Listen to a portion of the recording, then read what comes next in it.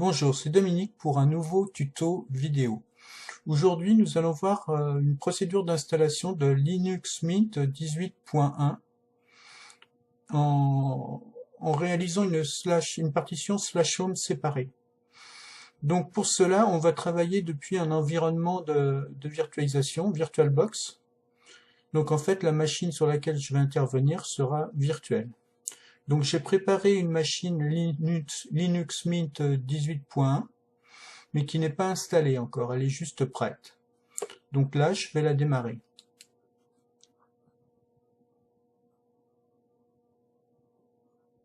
Donc on voit qu'on est dans l'environnement de VirtualBox.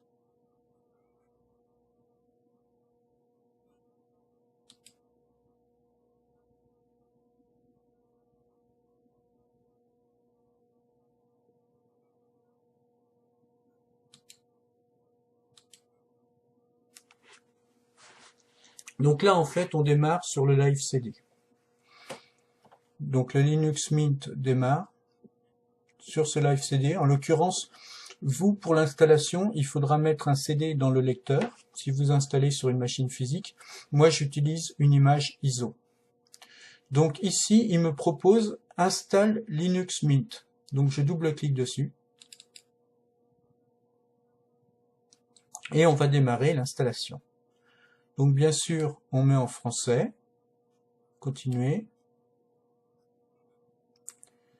Je vais installer les logiciels tiers pour le matériel graphique et le Wi-Fi, Flash et MP3. C'est mieux, je vous le conseille. Bon, ce sont des parties qui doivent être propriétaires, en fait, qui ne sont pas open source, c'est pour ça qu'il faut préciser. Donc je fais continuer après avoir coché la case.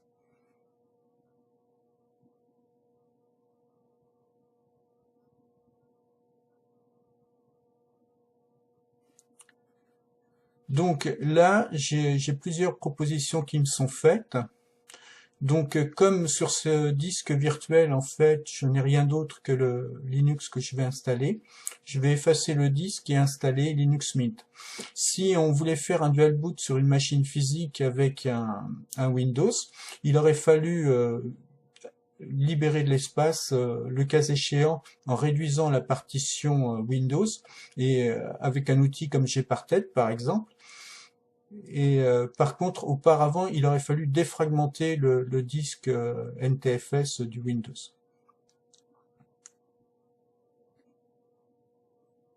Donc là, je vois que j'ai une option pour chiffrer éventuellement. Chiffrer la nouvelle installation de Linux Mint pour la sécurité. Donc c'est ici qu'on a la possibilité de chiffrer. C'est une option.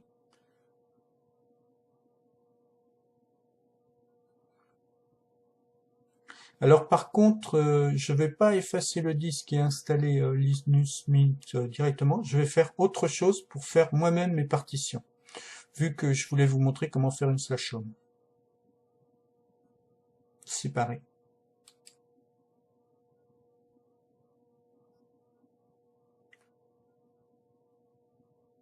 Voilà. Donc, je suis sur mon disque qui est /dev/sda. Je vais faire une nouvelle table de partition. Je suis sur mon espace libre. Je clique sur le petit plus pour ajouter une partition. Alors, pour la taille, pour la /home, je vais prendre, pour la slash plutôt, je vais prendre 20 gigas. Donc, ce qui nous fait 20 000, il faut que je supprime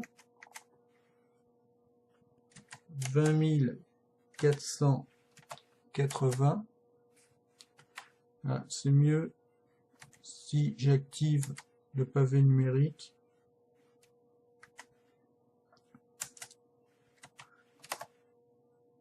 Donc 20 480 mégas qui nous font 20 gigas en fait. Donc c'est une primaire. Je laisse au début de cet espace. C'est de l'XT4 et le point de montage, ça va être la slash. Alors je vois que j'ai pas mal de points de montage différents. Moi je vais créer une slash et une /home. Donc la partition slash, c'est ma partition système. Donc bien en ext4, hein, le système de fichiers de Linux maintenant. Voilà. Donc je reviens sur l'espace libre. Et là, je vais cliquer sur le petit plus. Et donc là, c'est pas un système de fichiers journalisé ext4 que je vais créer, c'est la swap. Donc je fais espace d'échange swap.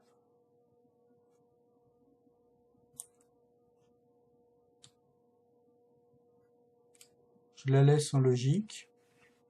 Donc 4 gigas, l'équivalent de la mémoire vive de ma machine virtuelle. Donc 4096 mégas. Je la laisse en logique. J'ai pas besoin qu'elle soit en primaire. Je fais OK. Voilà. Et donc le reste de l'espace libre, je vais l'utiliser pour la slash home, donc les données utilisateurs. Donc je la laisse en logique, j'ai pas besoin qu'elle soit en primaire. C'est de l'ext4, c'est une slash home, donc les données utilisateurs, mes documents en fait, si vous voulez aller par là. Et je fais OK. Alors je vois que que je formate la slash et la slash home, la swap, il n'y a pas besoin. On va revenir sur la slash pour bien vérifier.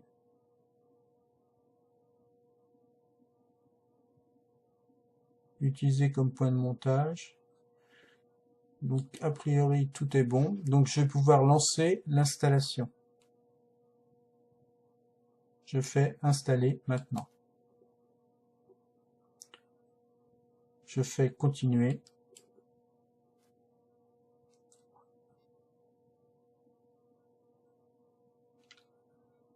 Bon, le fuseau horaire Paris continuer. Le clavier français variante obsolète. Hein. Donc mon nom Dominique.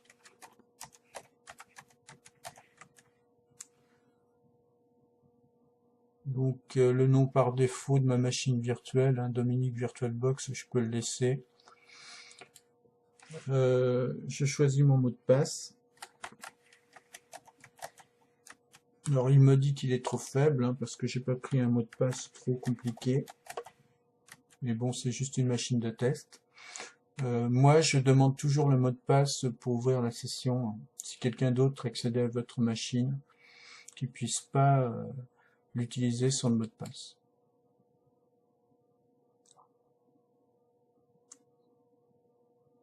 Donc l'installation démarre.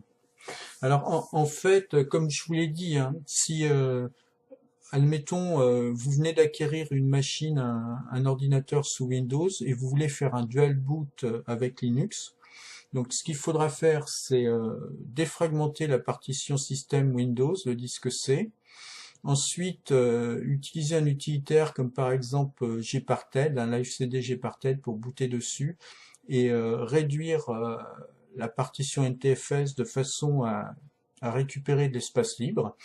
Et cet espace libre, eh bien, vous pourrez l'utiliser de la même manière que je l'ai fait là, en choisissant éventuellement de faire une partition slash, la swap qui est la mémoire étendue en fait, de l'espace disque utilisé en complément de votre mémoire, et une slash home pour vos données utilisateurs qui peut être séparée de la slash.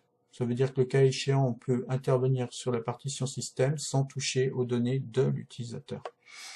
Traditionnellement, on fait plutôt comme ça, enfin surtout les anciens en fait.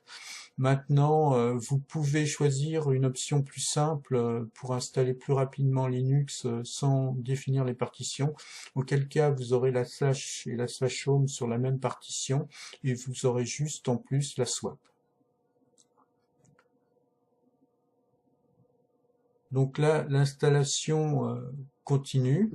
Je vais mettre en pause et je reprendrai la vidéo quand j'aurai à intervenir sur l'installation. Voilà, donc je reprends l'installation en fait, qui est quasiment terminée sans avoir eu plus de messages. Donc par rapport à d'autres distributions Linux que j'ai pu installer, ça s'avère plus simple. Qu'est-ce que je pouvais vous dire d'autre avant de redémarrer ma machine? Que vous, si vous installez sur une machine physique, bien sûr, vous n'aurez pas le même environnement au niveau de l'interface graphique, hein. Là, on est dans Windows avec une machine virtuelle Linux, donc vous voyez la fenêtre Windows. Et au niveau des tailles pour les différentes partitions, c'est évident que là, je suis parti sur un disque dur virtuel qui était plus petit, donc c'est pas, vous n'aurez pas exactement les mêmes tailles. À savoir que si vous avez un disque dur de 500 Go sur un ordinateur et que vous partagez entre Windows et Linux, vous pourrez mettre faire moitié-moitié et vous aurez 250 Go pour le Linux. Et auquel cas, vous pouvez, au niveau de la slash, moi je mettrais 30 Go.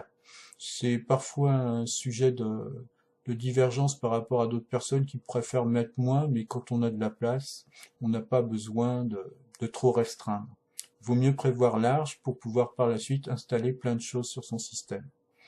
Voilà. Et l'espace restant, une fois la partition slash créée et la partition swap, enfin la swap, vous pouvez la réserver à vos documents slash home, vos vidéos, vos musiques, vos images, vos documents bureautiques. Donc là, on va redémarrer la machine et vérifier que tout se passe bien.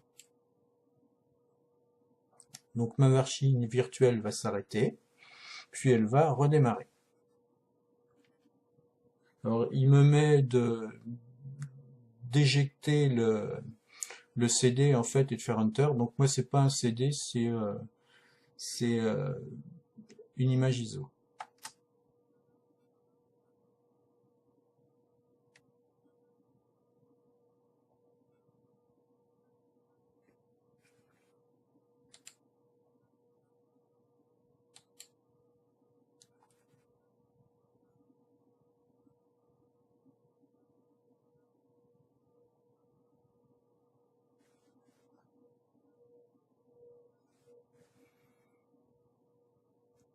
Voilà, donc normalement si tout se passe bien, ma machine redémarre.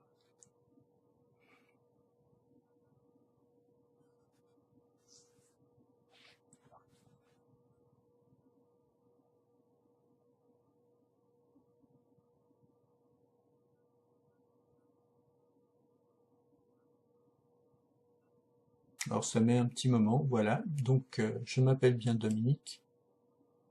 On va vérifier qu'il a bien pris mon mot de passe.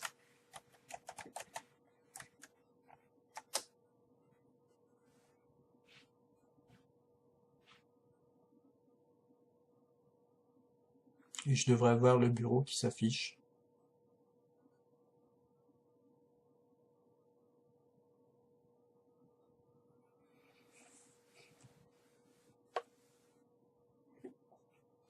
Alors ça prend un petit moment. Voilà mon bureau. Linux Mint 18.1 Serena. Donc voilà, mon installation est terminée. Nous avons donc vu comment faire une partition slash home séparée de la partition slash. J'espère que cela va vous aider. Maintenant, vous pouvez retrouver mes vidéos sur ma chaîne YouTube et également retrouver les documents que je crée sur mon site web Arteodoc.